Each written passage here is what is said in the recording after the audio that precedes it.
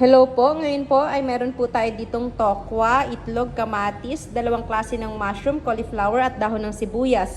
Iluluto po natin siya na Chinese style soup na malapot-lapot sabay po sa lamig ng panahon. Mamaya po ang tabayanan ng pagluluto, papakita po namin sa inyo. Ngayon naman po, nahiwa na at handa na ang ating mga rekado para sa kakailanganin nating pagluluto ng sabaw. Ilagay po natin ang luya.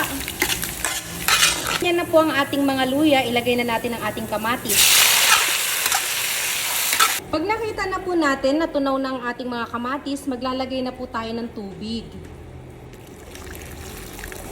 Habang pinapakuluan po natin ang sabaw, maghahanda lang din tayo ng cornstarch sa ating tubig pang palapot ng sabaw. Kung kumukulo na, ilagay na natin ang ating mga mushroom at cauliflower. Po ay ating mga tokwa.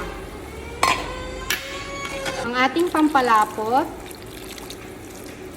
Ganyan na po na malapot na siya at luto na lahat. Saka po natin ilalagay ang ating binatil na itlog.